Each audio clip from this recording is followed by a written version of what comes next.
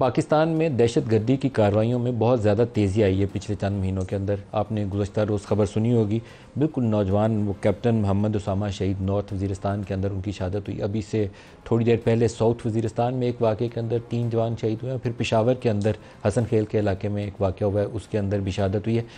ये वाक़यात पाकिस्तान में एक ऐसी रियलिटी की निशानदेही करते हैं कि अमन दरकार है, लेकिन हम अमन की ख्वाहिश होने के बावजूद अमन को हासिल नहीं कर पा रहे। तो इंटरनेशनल जो कम्युनिटी है, जो इंटरनेशनल इन्वेस्टर है, उसके लिए सबसे पहले जो अवलीन शर्त होती है वो चलती फूटती इकॉनमी देखना चाहता है, पॉलिटिकल स्टेबिलिटी देखना चाहता है, इकॉनमी के ऊपर एक प्रेडिक्टेबल फ्यूचर देखता है कि इन्वायरमेंट कैसी है। अगर पैसा डालता है $100 मिलियन या $50 मिलियन, तो 5 साल बाद उसको कितनी रिटर्न मिलेंगी। तो इस सूरत हाल के अंदर एक तशवीश पाई जाती है बैनुल अक़वामी इन्वेस्टर्स के अंदर। एक रिपोर्ट आई है overseas investors chambers of commerce and industries, OICCI। तो उन्होंने इसके ऊपर सिंध के वाक़यात के हवाले से, बलूचिस्तान के वाक़यात के हवाले से तशवीश का इजहार किया। पंजाब के अंदर सूरत हाल कदरे बेहतर हुई है, उनका रिएक्शन भी ज़ाहिर करता है। जो उनके रिस्पोंडेंट्स हैं उन्होंने लार्जली जो सिंध की, कराची की और जो बलूचिस्तान की सूरत हाल है उसके ऊपर तशवीश का इजहार किया। तो अब्दुल अलीम साहब CEO हैं OICCI के, हमारे साथ इस वक्त। अलीम साहब, आपको प्रोग्राम में खुशामदीद भी कहता हूँ। ये फरमाइएगा कि क्या मेन आपकी कंसर्न्स हैं जो इन्वेस्टमेंट की आड़े आ रही हैं, रुकावट बन रही हैं? देखिए, इन्वेस्टमेंट जैसा आपने अभी अपने स्टार्ट में कहा कि फॉरेन इन्वेस्टर जो है वो जब इन्वेस्टमेंट करता है किसी भी कंट्री में, तो उसको स्टेबिलिटी चाहिए ऑफ एनवायरनमेंट और सिक्योरिटी भी चाहिए। तो ना सिर्फ अपने लिए बल्कि अपने जो और स्टेक होल्डर्स हैं उनके लिए भी। तो हमारा आजकल जो अभी हमने ये जो सर्वे जिसका आपने जिक्र किया, ये हमने आज ही रिलीज़ किया है। इसमें हम ये हर साल सर्वे करते हैं मई और जून के अंदर। तो इस साल जो है वो जो रिज़ल्ट आया है वो काफ़ी तशवीशनाक है।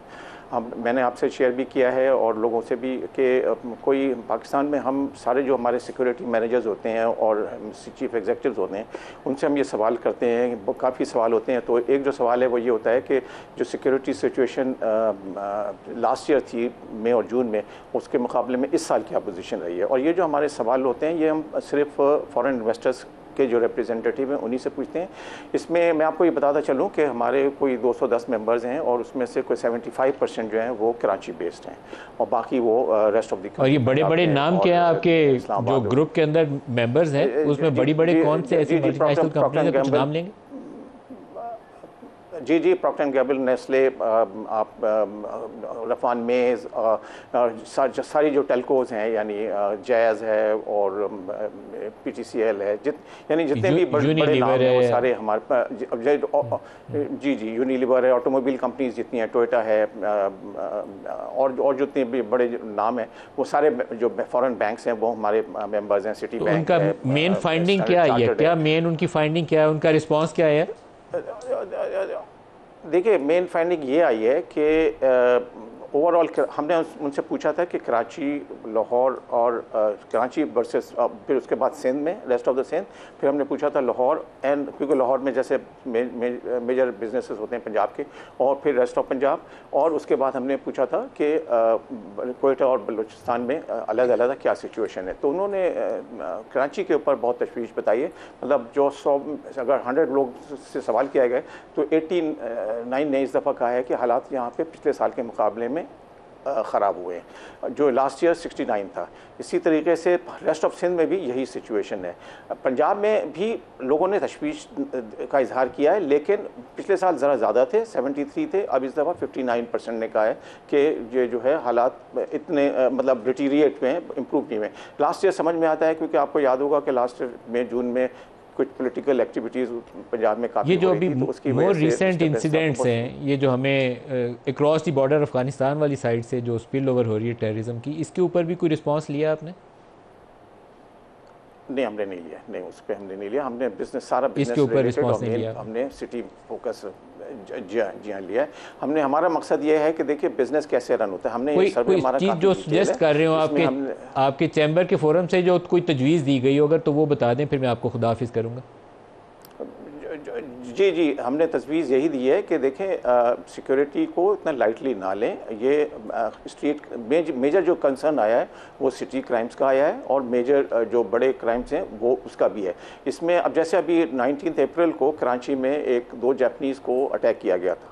तो ये सारी चीज़ों की रेकी जो है वो पहले से हो रही थी। लोगों को मतलब आई थिंक कोई इन्फॉर्मेशन जो हमारे एजेंसीज़ हैं जिनका ये काम है, पुलिस हो या और भी जो हो, उन्होंने प्रॉबेबली इस चीज़ को एंटिसिपेट नहीं किया, या तो लोगों को उस तरफ जाने नहीं देना चाहिए था। तो ये दो जापानीज़ को प्रोएक्टिवली हुकूमत को, लॉ इन्फोर्समेंट वालों को एक कंबाइंड एफर्ट के साथ इसे निपटना पड़ेगा। अब्दुल लीम साहब, आपका मैं शायद ख्वाजा आसिफ का या किसी वज़ीर का स्टेटमेंट था, पढ़ रहा था कि उस नौजवान शायद उसामा शहीद के घर गए हैं, तो उसकी वालिदा ने कहा कि ये कौम अपने कितने बेटे कुर्बान करेगी, आप इस दहशत गर्दी को जड़ से क्यों नहीं उखाड़ फेंकते।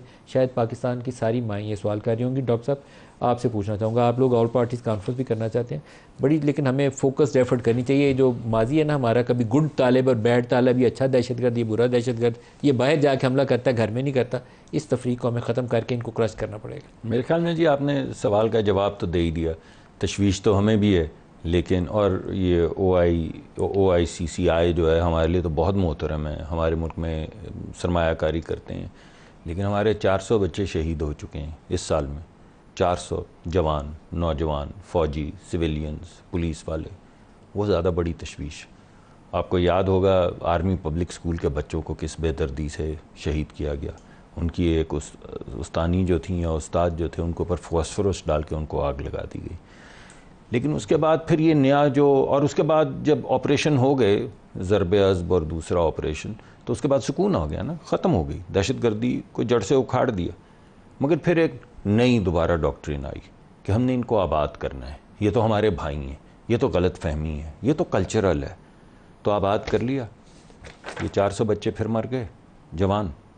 कितनी दफ़ा आबाद करेंगे, कितनी दफ़ा ऑपरेशन करेंगे, कितनी मरतबा फिर आबाद करेंगे। जो आपने बात कही कि कितनी दफ़ा ये अच्छे हैं और कितनी दफ़ा ये हमारे भाई हैं और कितनी दफ़ा ये दुश्मन हैं और कितनी दफ़ा ये हमारे बच्चों को और उनके असातिज़ा को भस्म करते हैं और कितनी दफ़ा हम 400 लोगों की शहादत जो है वो उससे कंधा देंगे, और उसके नतीजे में फिर जो इक़्तिसादी नुकसान होगा वो अलग है। मेरे ख्याल में हमारे आपस के झगड़े होते रहेंगे तय, सियासी नोक झोंक भी होती रहेगी, लेकिन अगर इसी बात के ऊपर कि हमने कह दिया हमने 2 ऑपरेशन कर दिए तो आपने कह दिया ये तो हमारे भाई हैं, इनको तो हमें आबाद करना है, मेरे ख्याल में इसको रुक जाना चाहिए। ये जो कई दफ़ा प्राइम मिनिस्टर ने भी बात की है कि आप बात तो करें किसी बात के ऊपर, इक़्तिसादी हालत के ऊपर, मुआशी हालत पे जुड़ जाएं, ये दहशत गर्दी पे अब जो कॉन्फ्रेंस बुला रहे हैं इस पे जुड़ जाएं, इसके ऊपर यूनिटी चाहिए, मगर ये वॉबल ना करें, दो राय नहीं हो सकती, वॉबल ना करें। देखें बात यह है कि अगर आप समझते हैं कि पाकिस्तान को अफ़गानिस्तान होना चाहिए, उसी तरह होना चाहिए, उसी तरह का कल्चर होना चाहिए, वही ख़वातीन के हकूक़ होने चाहिए जो वहाँ पे कुछ इलाकों में हैं, अगर आप ये समझते हैं तो फिर सारा पाकिस्तान एक तरफ चल पड़ेगा। लेकिन अगर आप समझते हैं कि पाकिस्तान एक और मुल्क है, हम एक तरक्की याफ्ता मुल्क बनना चाहते हैं, हम कोशिशें कर रहे हैं, तो फिर हम ये दहशत गर्दी और ये वहशत जो उसके साथ है, इसे तो हमें कर्टेल करना होगा ना। तो फिर जो लोग हमारे बच्चे मार रहे हैं, जो हमारी बहनों के ऊपर फॉस्फोरस फेंक के आग लगा रहे हैं, फिर आप उनको कैसे कह सकते हैं हमारे भाई हैं, आबाद करना है। देखिए, मेरी नज़र में दहशत गर्दी जो है ना, it is not as simple जैसे हम कह रहे हैं। दहशत गर्दी इतनी सिंपल चीज़ नहीं है। दहशत गर्दी को जब आपने एड्रेस करना होगा तो आपने इसके मुख्तलिफ़ पहलूज़ को मुख्तलिफ़ तरीक़ों से एड्रेस करना होगा। Operation is one of them, not the only thing. किसी भी ऑर्गेनाइजेशन में, चाहे वो दहशत गर्दी हो, चाहे वो कोई भी पॉलिटिकल हो, कहीं भी हो, उसमें हमेशा आपके पास एक स्पेक्ट्रम ऑफ लोग होते हैं।